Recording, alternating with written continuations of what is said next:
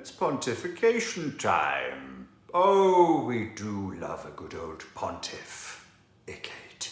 I shall be the pontiff. You can be the pontiffs. I'll pontificate. And then I want you to pontificate on my pontifications in the pontification section. Oh, it's called the YouTube comments section, but we all know it's there to pontificate. Yesterday I did that video about the coronavirus, and I was very tired when I did that because on Thursday I was actually due to go to Prague on Saturday. On Thursday I booked to go to Prague on Saturday to do another 3 videos with Pierre XO set in Prague that he would shoot and he would edit. He's very good at that, in the Alchemy series. And then on Thursday or Friday night, he phoned me up from what sounded like a house party and was like, "Hey bro, they're banning Britons from entering the Czech Republic." And I went, "Ha ha ha, that's a funny joke. Go back to your party, I'm busy." And then we were going backwards and forwards on WhatsApp voice messages, and I was like, that's nonsense, that couldn't possibly be true. And then I went and looked up on the Foreign Office website, and it turned out it was true, that from Friday midnight, the Foreign Office website was saying, all Britons would be banned from entering the Czech Republic. And I was due to fly in on the Saturday morning.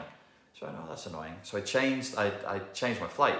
So Saturday morning, I had to go up at 5 in the morning to fly not to the Czech Republic to work with Pierre, but to go back to Manchester so I can get back to the Wirral, so that I can be here and I can go back to the Science Park and work whilst the world goes into a lockdown. So yesterday when I did that video, I was tired.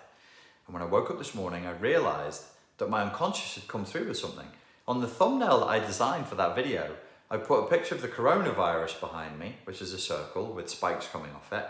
And then I put a picture of the sun behind me, and I wanted it a sun, but an old picture of the old symbol of the sun with spikes coming off it. And I put that behind me, and I woke up this morning and I was like, I'd obviously been dreaming about the sun and coronas. I went, "What's a corona?" And I was like, "Well, you speak Spanish, you tit. You know what a corona is, it's a crown." And I was like, "Oh, it's the crown virus. Does the sun have a corona?" And as I just closed my eyes now, the ring light that I'm using has burnt a corona into my eyes. So I can actually see a white ring that is the same white ring that when there's an eclipse of the sun, you see the sun's corona. You see the crown, the halo. It is both a crown, a halo, and a garland that would be offered as a reward. It would be offered by the Romans. They would offer you a wreath or a garland as a reward for great military endeavor. It's a crown virus. It's a halo virus. Why? Because when you look at the virus, apparently, the virium, the spikes of the virus have a crownish, halo-like look to them. So I woke up today thinking about the sun and the challenge that we're being faced with at the moment. It's a very interesting process, you know, sort of take the drama out of it. The drama that the news, they just can't stop. They're like, "Don't panic, but here's 1,000 reasons to panic." And I'm like, what? And they make out, they're telling the stories being circulated of, and they've happened, you know, people have cleared the shelves, and, you know, I saw a video today of an old lady slapping another woman in a shop in America trying to get the last thing of toilet paper, and I went, wow, it sounds like it's gone crazy out there, man. And then I go out there and it's really not. Like everybody's walking around with this vaguely amused smile. I'm like, I'm walking around with a vaguely amused smile. And it's like nobody believes it. Nobody really believes what this is. Now, I've heard the arguments from people who understand disease better than I do.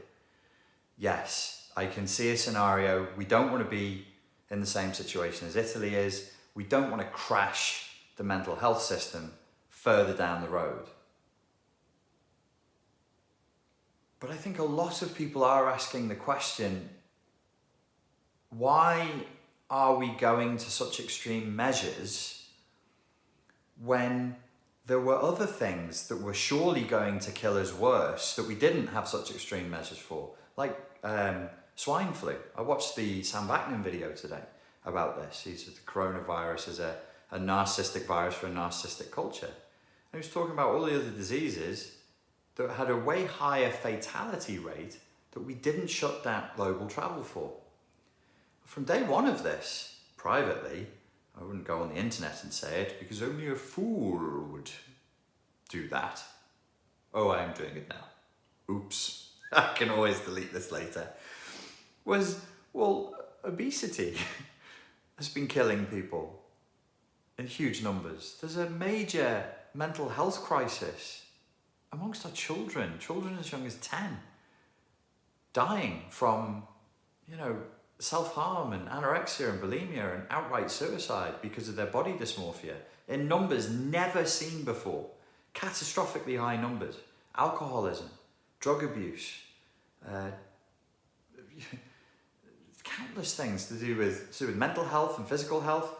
What about the fact that British and American veterans come back from war zones and kill themselves at a rate that's exponentially higher than the enemy is killing them in the war zone? When in history has that ever happened before? All of these things, not a crisis. This, crisis. And I'm like, this seems a little disproportionate because I want to stay positive and I want to stay optimistic. But I am, like the truth. It won't kill you to hear the truth. I'm a small businessman, have been since I was 23. I'm 43 this week. That's 20 years. Various businesses, various entrepreneurial endeavors. Some successful and most of them not. Such is the nature of business. This is really going to hurt small business owners, especially when they're working face to face with people. It's going to hurt big business owners. British Airways has already squeaked its panicked statements about its future because, when your business is making people fly in the air and all the governments of the world say no more fly in the air, that's bad for business. You don't need a fucking degree to work that one out. Everyone stay home really only benefits businesses that rely on people staying home. Amazon will do well. Facebook is their stocks will go up. YouTube stocks will go up. Instagram stocks will go up. And it occurred to me, when you look at the scale, like if we did a week of no flying and no face-to-face contact, the effect on the global economy would be disastrous. We're being told that we might need to do 3 to 6 months of this. It's going to do an unprecedented amount of damage to our economic system.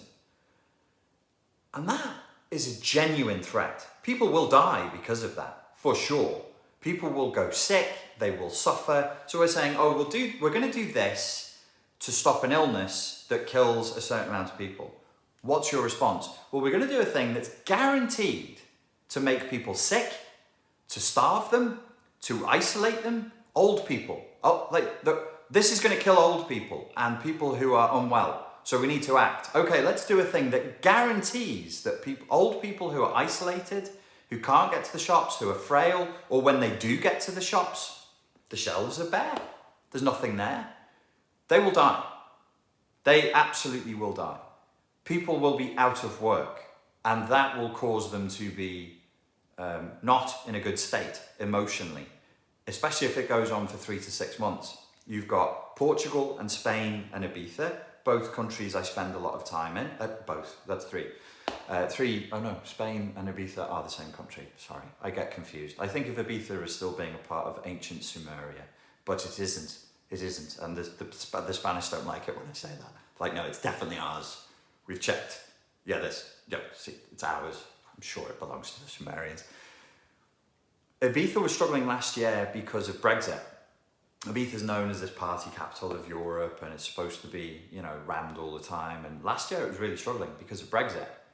This year, it will be finished off. I met people who were running businesses and hotels, restaurants and bars that were on their last legs. This year will finish them off. That effect that I know of directly in Ibiza is going to spread all the way across Spain, all the way across Portugal, because these are tourist-based economies. That's just one example. And then I started thinking, yes, look, people will be furious in the comments. They'll say, you don't understand, the epidemiologists are saying this, and we've got to restrict it because we don't want to crash the health system.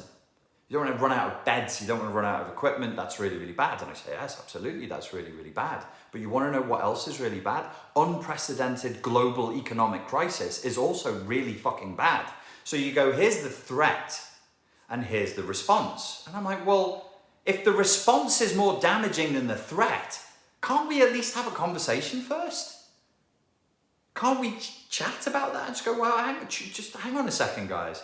Your response is going to do more damage than the threat. That's a bit like saying, I own a house, a bunch of which is based on a true story. I owned a house in Huyton, and kids kept on putting the windows through in the house in Huyton. And you'd say, well, what's the solution? We'll burn the fucking house down.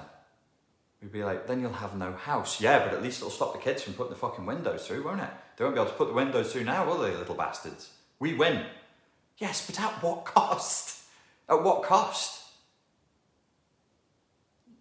Yeah, and then people will probably say to me, oh, you're being very callous because you don't care about the old people. I'm like, I do care about the old people who are going to starve now. Who are absolutely, like, God knows how many people are going to starve to death now. It's not a pleasant death, starving. It's not pleasant at all. It's not good. I watched a film about people protesting in prisons in Ireland in the 70s by doing hunger strikes, and I studied briefly for an evening. It was horrifying. What the body does what you die of when you've been starved. It's death by torture. It's very, very unpleasant, very nasty way to go out.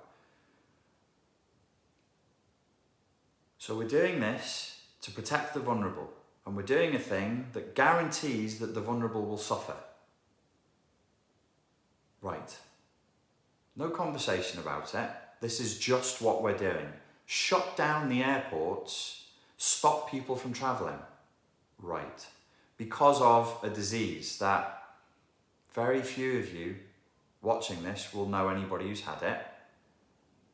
Some of the people who have had it didn't even get symptoms. The quarantine in the UK, I don't know if it still is, but it was in Arrow Park, which is right next to the gym. Arrow Park is the gym I would use if ever I've gotten an injury, but it's right next to the gym I use. I use Empowered, which is in Arrow Park.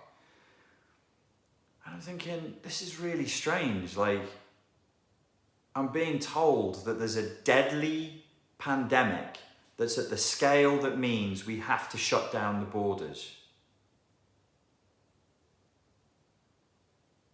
And then people say, well, we have to do this because it's to offset a future problem. I go, okay, all right, if you say so, you know more about it than I do. We're trying to offset the future problem. But if it causes too much suffering and too much damage, the one thing you're guaranteed is rebellion. You're going to see rebellion. And I was saying to people, oh, give this 2 months. I know what Brits are like. I understand British psychology. First, fear, overreaction, running around like frightened mice, stockpiling. Then contempt. Then just flagrant sort of disobedience. And there won't be the police to stop people from just disobeying curfews and going out in the street. I'm being very jolly about it as well. I thought it would take 2 months. I think it's taken a week. I can already see it in people's faces. I can feel it in the air. You know, people aren't scared.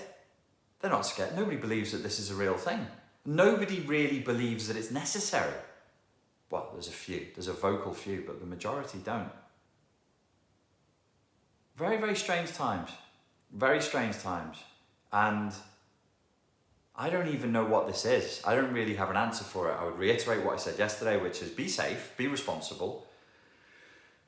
God knows, you know, you might be fine, but you could hand on a disease to somebody and they go and see their dear old nan, and then the dear old nan dies 10 years earlier than she would have done, and that's not good. So be responsible, but keep an open mind. Keep an open mind. This is very, very odd now. this is a strange, a very, very strange waters that we've entered here. I don't have any solutions, I just have questions, which is, so whatever happens, it's going to make sense to be patient, it's going to make sense to be kind and to be compassionate to each other. I don't know where the threat is though. I don't know if the threat is the virus or if it's the people telling us there's a virus. There's a video out there, and I'll end with this, from Wuhan. A politician went to Wuhan to visit the people who were trapped in they've been curfewed in the apartment blocks, and they were booing her from the apartment blocks and shouting, "It's a hoax, it's a hoax, it's a hoax. It's all a hoax, it's all fake." And I went, oh, why would they be saying that? What do they mean? What's a hoax? What's fake? If they're in Wuhan, which is where this started out, surely all those people will know at least one person, or will be at least three, but only 3 degrees of separation away from somebody who contracted the virus or died. Another doctor I was listening to today on YouTube was saying that he can't account for the fact that in different areas of the world, this coronavirus has different reported mortality rates. It's very different in Italy than it is in China. And he just said, he's an epidemiologist, this is what he does. I can't account for that. I can't tell you why there are such different mortality rates. And I'm listening to that and I'm thinking, well, the conspiracy side of my brain goes, ooh, they've been looking for a biomedical weapon that targets particular ethnic groups for years. They've figured it out. And then the other side of my brain goes, yeah, or they're lying. They're just lying. They're just not telling us the truth about what the mortality rate is on this. At the moment, it's thought to be 0.7%. If 100 people catch the coronavirus, one of them may die. Which is bad. Which is bad. And then the final thought is try and weigh that up against our Prime Minister's solution, which is to say we need herd immunity, which means basically just let people, he said, let 60% of the population get it, and then everybody will be immune. And I was like, I think it needs to be more like 90% of the population that gets it before you get herd immunity. And if our response to it is to let people get it, why do we need to plunge the entire planet into a fucking global economic crisis for 3 to 6 months to do that? I don't know. More questions than answers here today, folks. I do predict a corona rebellion. And I think you can already see the beginnings of that happening now. And who knows, maybe that was the desired response. Maybe that's what they're looking for. So, as ever, stay calm, stay cool, don't watch too much of the news, try and get your facts from as many alternative sources as you can. You're online, you can open Google, same as anybody else can, and go and have a little look for yourself if you want to check it out. So yeah, that's it. Stay grateful for everything you do have. Still pretty cool being alive, right? So, that's cool. It's nice to be able to chat about things like this. And, stay safe. And I'll speak to you tomorrow. Cheers.